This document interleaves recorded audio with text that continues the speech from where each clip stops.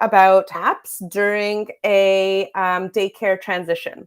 And this is a question. So, as I mentioned, every week I'm going to go live and answer a question that I am getting inside my free community, the Sleep Deprived Mamas community. And so this week I am answering the question regarding transitioning to daycare and how to manage our babies or toddlers who might be just totally exhausted with this transition to daycare. And so the situation of this particular mama who was asking the question is that her daughter is 14 months old around um, and just started the daycare transition. So she's in Canada. So we have a little bit more of a maternity leave here, thank goodness. So we do have the option here in Canada to extend maternity leave until 18 months. And so what we have a little bit more leeway than I know our our mamas in the US and other parts of the world. So first of all, the situation, 14-month-old started nursery school or daycare this week.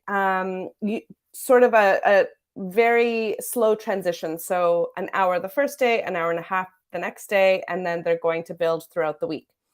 And mom indicated that she has been totally exhausted at the end of those 2 very short days and napped as soon as she got home, which is earlier than her normal nap. And so she has been napping around 11 when she gets home after this daycare transition, after having a few hours at daycare. And usually before this transition to daycare, her nap was closer to noon. And so mom indicated that the challenge is that nap time at daycare is actually 1 o'clock in the afternoon. Um, so already that is a later time than this little kiddo is used to napping at home.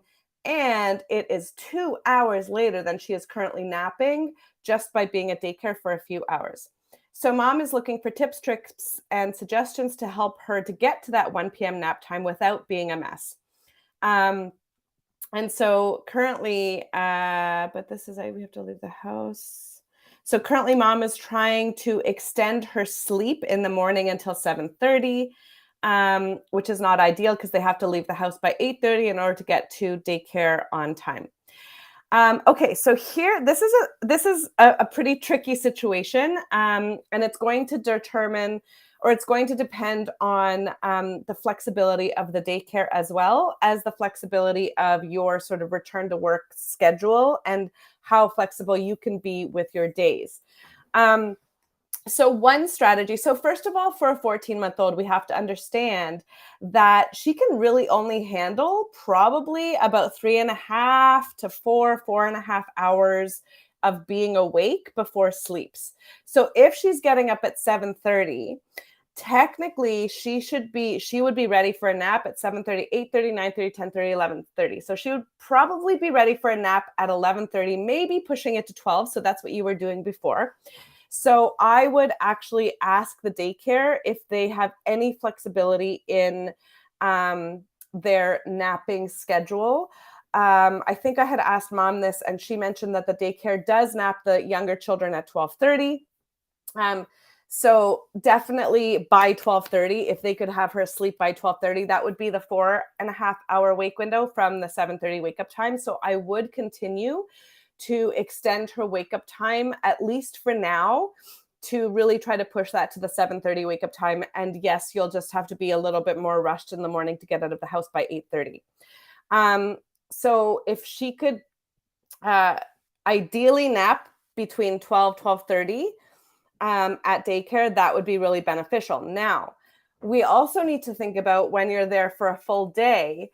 The thing with being at daycare is that sleep pressure builds a lot faster. Okay. So sleep pressure, which is what the purpose of naps is, so that, you have your nap to decrease the sleep pressure, but sleep pressure also, we need that to raise by the end of the day so that you can push through for a longer sleep at night. But if sleep pressure is too high, that leads to possible overtiredness, which leads to a whole bunch of other issues like frequent wakes at night, not being able to settle, early wakings in the morning, and all of that, and just a cranky toddler in general, right? And so we really need to balance the sleep pressure, knowing that sleep pressure is built by the time awake, but also it's built by activities while awake, right? And so daycare is so exciting. Lots of new toys, lots of new people, lots of new activities, lots of new play, and lots of new things to do. And there's a lot of new, which can be overwhelming and overstimulating initially. And this will take some time. This will probably take 2, 3, maybe 4 weeks before this little girl gets into a little bit more of a routine and doesn't have that same exhaustion level. But we need to remember that, right? And so if they can't nap her earlier during the day, so ideally, I don't know what the age of the other children at daycare, but maybe they could even try to nap her, at like 11:30, 12, if there are other children that also need to be napped a little bit earlier. And I don't know how long she naps for at daycare, but let's just say she naps for an hour and a half. Let's say she goes to nap for 12 and naps, or maybe 12:30, because that seems to be what the daycare might be flexible with. So if we push her to 12:30, so that's actually a 5-hour wake window, which is quite a long time for her age. So we know that she's already going to be a little bit overtired. Let's hope, cross our fingers, that she naps for an hour and a half, an hour and a half, ideally longer. And that will bring us until 1:30 or 2, which means that her bedtime, she's not going to have the ability to likely sustain being awake for that full 4.5 hour wake window at the end of the day, because she's already a little bit overtired before her first nap. And then that nap may or may not be enough to really push her out of that overtiredness. And so you're going to be expecting probably like a 5:30, 6 o'clock p.m., like a sleep time, which means that your bedtime is literally going to be as soon as you get home, depending on what time you work until what time you can pick her up. Um, the other thing that sometimes happens at this age, especially if you pick her up in the car, is that they might actually fall asleep for like 15 minutes in the car on their car ride home, which is fine because she's exhausted. And that 15 minutes is technically a cat nap. So that means that you might actually have to push her bedtime back a little bit, right? So this is where you really need to watch her cues and trust your mama instincts in terms of what you think is the best for your baby. But the other thing that I can suggest is that potentially, if there's an option to actually start having her at daycare for longer periods of time, but maybe you're doing one full day, one half day, one full day, one half day, one full day, one half day. That's, I think, more than 5 days. So one full day, one half day, one full day, one half day, one full day. So that maybe Monday, Wednesday, Friday, she's going for a full day. And then Tuesday, Thursday, she's going for a half day. And the reason I suggest the half day is so that you can kind of get her back on track with her sleep. So that you would pick her up and she would like literally go to bed as soon as you got home. So maybe you're picking her up at like 11:30 and she's going to bed at noon at home and hopefully sleeping for a full 2 hours or however long she sleeps. You don't need to worry about waking her. And then you can manage bedtime based on when she wakes up from that nap. So that's what I would suggest in terms of the daycare transition.